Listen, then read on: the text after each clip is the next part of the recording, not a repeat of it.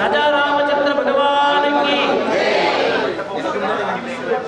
ముందుగా ఇక్కడ వచ్చినటువంటి భక్తులందరికీ కూడా ఆంజనేయ స్వామి యొక్క ఆశీస్సులు, తర్వాత సీతారామచంద్ర స్వామి యొక్క ఆశీస్సులు.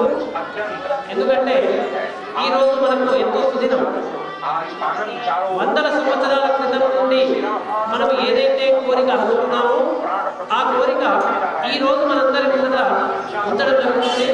ఆ కోరిక నెరవేరబోతుంది. అదేం కోరిక అంటే అయోధ్య, రాముని స్వస్థలమైనటువంటి అయోధ్యలో రాముని యొక్క విగ్రహ ప్రతిష్టాపన మందిరాన్ని నిర్మించి విగ్రహాన్ని ప్రతిష్ఠించి అక్కడ ఒక స్థలం అనేటువంటిది కేటాయించాలనేటువంటిది మన కోరిక ఉంది. కాబట్టి అది ఈరోజు మనకు నెరవేరబోతుంది.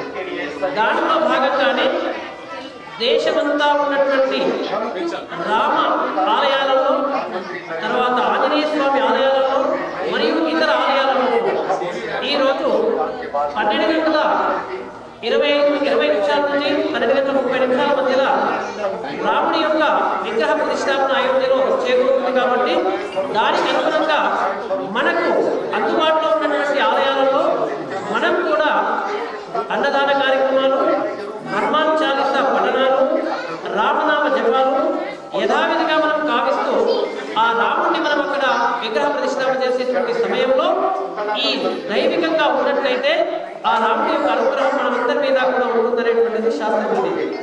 కాబట్టి దాంట్లో భాగంగానే మనందరం కూడా ఈరోజు మన ఆలయం కూడా నూతనంగా నిర్మించబడినటువంటి ఆలయం. కరెక్ట్గా ఈ రోజు 1 month, ఒక నెల అయిపోయింది మన ఆలయంలో విగ్రహాలను ప్రతిష్ఠించాం. అంతలోనే మనకు అయోధ్యలో రాముడు కూడా ప్రతిష్టాపన కావించడం కూడా మనందరి అదృష్టమే. కాబట్టి అందరూ కూడా గమనించి దాంట్లో భాగంగా ఇప్పుడు మనము ఆంజనేయ స్వామికి అభిషేకం భావించుకున్నాము.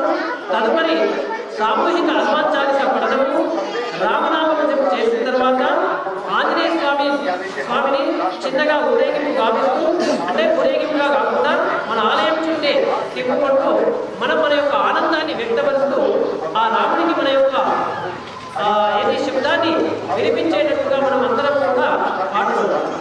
దీంట్లో అందరూ వచ్చినందుకుగాను వాళ్ళందరికీ కూడా ఆ రాముడి యొక్క ఆశీస్సులు, ఆంజనేయ స్వామి యొక్క ఆశీస్సులు ఉండాలని చెప్పి భగవంతుని పేరుతో యథావిధిగా మనం హనుమాన్ చాలీసా పారాయణము చేసుకుంటాం. బోల్ బజరంగ బలీకి. ముందుగా దేశంలోని హిందూ భక్తులందరికీ కూడా అయోధ్య రామ మందిర బాలరాముని విగ్రహ ప్రాణప్రతిష్ఠ మహోత్సవ శుభాకాంక్షలు తెలియజేస్తూ, ఈరోజు దాదాపు 5 సంవత్సరాల మన హిందువుల కళ సాకారమవుతున్న రోజు. నిజంగా ఎంతో మంది కథ సేవకులు, ఎంతో మంది ప్రాణత్యాగాలు ఈరోజు అయోధ్యలో రామ మందిరంలో బాలరాముని ప్రతిష్టాపనకు ఎంతో మంది ప్రాణత్యాగాలు చేయడం. ఈరోజు నిజంగా మనమందరం కూడా హిందువులమైన మనం గొప్పగా చెప్పుకునే రోజు ఈరోజు అయోధ్యలో రామ మందిర బాలరాముని విగ్రహ ప్రతిష్టాపన. దీనికి కృషి చేసినటువంటి ఈరోజు మన దేశ ప్రధాని నరేంద్ర మోడీ గారి సహకారం దీనికి ఎంతైనా ఉంది. ఈరోజు హిందువుల మనోభావాలందరూ కూడా ఎన్నో రోజుల నుంచి ఈరోజు బాబ్రీ మసీద్ అక్కడ కట్టినప్పటి నుంచి మన మనోభావాలు ఎంతో ఈరోజు మనం దెబ్బతిన్నాయి. ఈరోజు మన ప్రధాని నరేంద్ర మోడీ గారు ఈరోజు హిందూ రాష్ట్ర స్థాపనకు భారతదేశం హిందువుల దేశం ఈరోజు అయోధ్యలో రామాలయం నిర్మించి తీరుతామని ప్రతిజ్ఞ చేసి ఈరోజు మనం ఆ కళ సాకారం చేసుకుంటున్నామంటే ఈరోజు నిజంగా చాలా గొప్ప విషయం. మనం అందరము కూడా ఈరోజు ఈ అయోధ్య రాముని యొక్క ఆశీస్సులతోటి రాబోయే రోజుల్లో దేశం సిరి సంపదలతోటి అందరము ఆరోగ్యంగా ఆయుష్ ఉండే విధంగా ఈరోజు బాలరాముని ఆశీస్సులు మనందరికీ ఉంటాయి. నిజంగా ఈరోజు చాలా గొప్ప దినం. ఈరోజు ఎల్లమ్మగుట్ట రత్నాల కల్లం హనుమాన్ ఆలయంలో కూడా మనం విగ్రహ ప్రతిష్టాపన చేసుకొని నెల రోజులు గడుస్తున్న తరుణంలో ఇంత మంచి నెల రోజులకే హనుమంతుని ప్రతిష్టాపన తర్వాత అయోధ్యలో రాముని ప్రతిష్టాపన నిజంగా మన పూర్వజన్మ సుకృతం.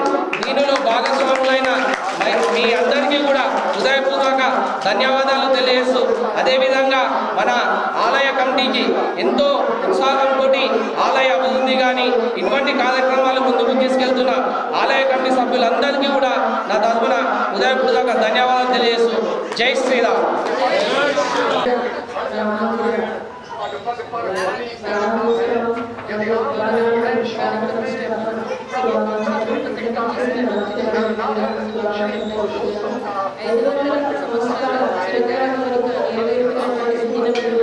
ఈ భగవత్కారంలో పాల్గొనడం మనందరి యువజన అలాగే మన ప్రపంచ దేవాలయాలలో మన భారత ప్రజలు